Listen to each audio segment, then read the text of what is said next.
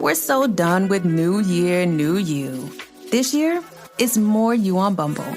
More of you shamelessly sending playlists, especially that one filled with show tunes. More of you finding Geminis because you know you always like them. More of you dating with intention because you know what you want. And you know what? We love that for you. Someone else will too. Be more you this year and find them on Bumble. Your data is like gold to hackers, and they'll sell it to the highest bidder. Are you protected?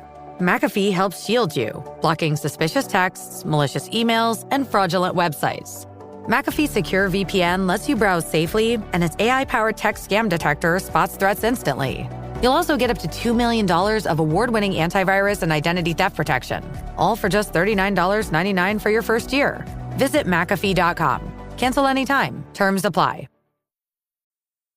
This is Optimal Living Daily, The Grace of Failure, or How to Avoid a Midlife Crisis, by Dr. Kelly Flanagan of drkellyflanagan.com, and I'm Justin Malik. Welcome back to Optimal Living Daily, or the OLD podcast, where I read to you from some of the best blogs I can find and get permission from, mostly covering personal development and minimalism on this show. But we cover other topics in the Optimal Living Daily podcast network. That includes a bunch of other shows. Definitely follow or subscribe to those if you like this one. Just search for Optimal Living Daily and all of them should pop right up. But for now, let's get right to it and start optimizing your life.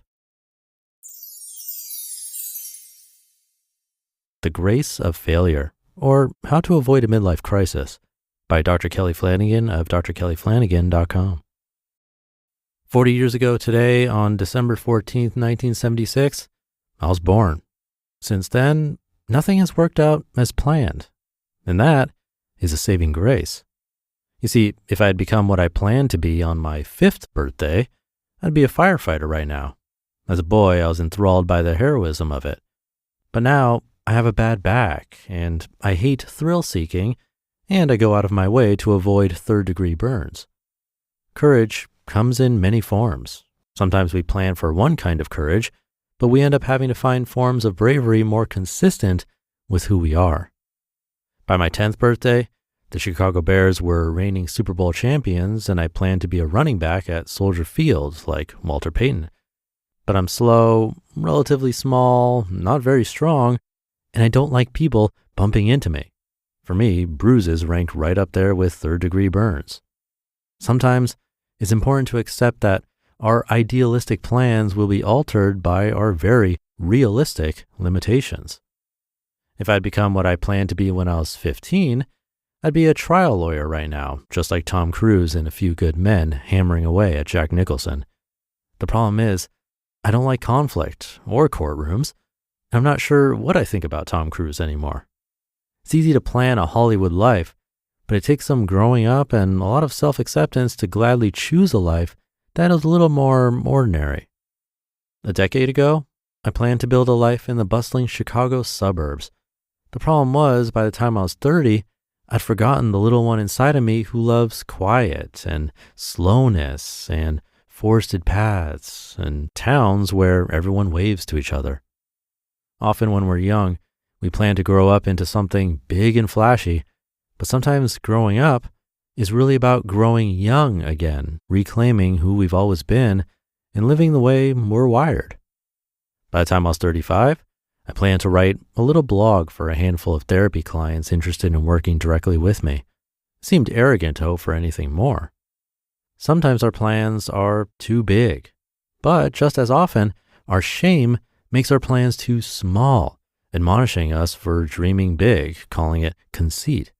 Yet our plans get to be exactly as big as our love for ourselves, our people, and our world.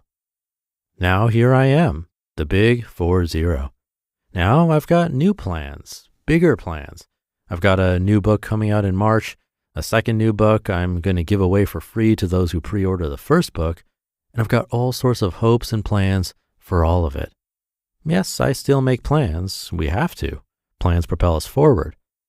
Yet today, on my 40th birthday, I find myself hoping none of my plans work out. It would have been a disaster, particularly for people in burning buildings and the Chicago Bears, if I had become who I wanted to be when I was 5 and 10 years old. Likewise, when I'm 50, I don't want to be who I plan to be at 40 A true self is a constantly emerging self. A good life is an always evolving life. Growing up isn't about getting what we want. It's about giving in to the best parts of who we are, slowly, over time, as we begin to glimpse them, cease to reject them, welcome them, embrace them, live them. Growing up is about learning how to listen to the voice of grace, which is whispering within each of us all the time, nudging us in a particular direction for today. That, I think, is the challenge of turning 40. This birthday makes you want to look backward or forward. However, the question it begs of you is, can you stay focused and look deeper into the now? Can you live today as authentically as possible so your days will eventually take you somewhere you ultimately want to be? A couple of weeks ago, my oldest son looked into the now as we crossed a bridge in our hometown, far outside the bustling Chicago suburbs. Someone we didn't know had just waved to us in passing. The sun had just set, and with more than a little awe in his 13-year-old voice, he observed, "Twilight over the river here is beautiful." I'm not sure how many years I have left, but I've only one plan I'm planning on keeping. I'm going to keep looking at now. I'm going to keep listening for the voice of grace.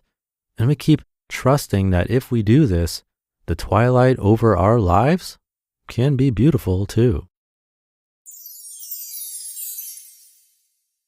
You just listened to the post titled, "The Grace of Failure, or How to Avoid a Midlife Crisis" by Dr. Kelly Flanagan of drkellyflanagan.com. And I'll be right back with my commentary. Thank you to Cozy Earth. Cozy Earth products are designed to transform your 5 to 9, the time that matters most, into the coziest sanctuary. Seriously, with Cozy Earth, my bedroom now is my personal retreat. With Cozy Earth's bamboo sheet set, luxury starts where you rest. These sheets are buttery soft, keep me at the perfect temperature all night, and I feel like I'm sleeping in a 5-star hotel.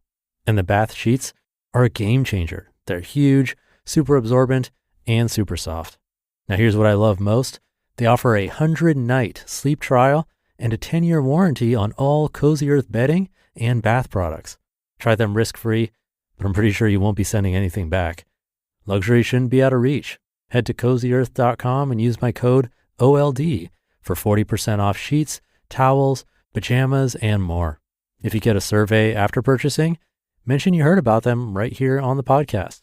That's 40% off at CozyEarth.com with code OLD. Sanctuary awaits at Cozy Earth. Eczema isn't always obvious, but it's real. And so is the relief from Ebglyss.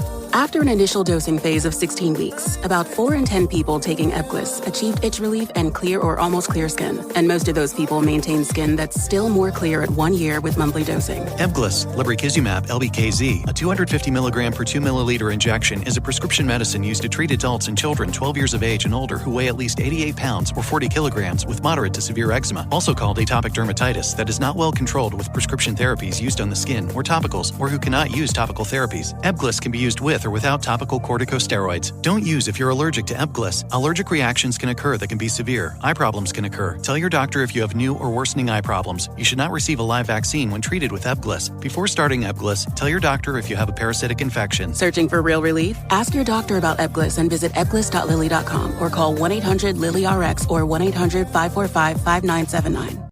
Thank you to Dr. Flanagan. I could definitely relate to this one personally, especially in my college years. I was all over the place trying to figure out exactly what I wanted to do. From the outside, it's actually pretty obvious, but where I went to school, there wasn't a business major, and that was the obvious choice for me. So I was trying to figure out where I fit in. I went into the school undecided, then changed to a computer science major, and then changed universities.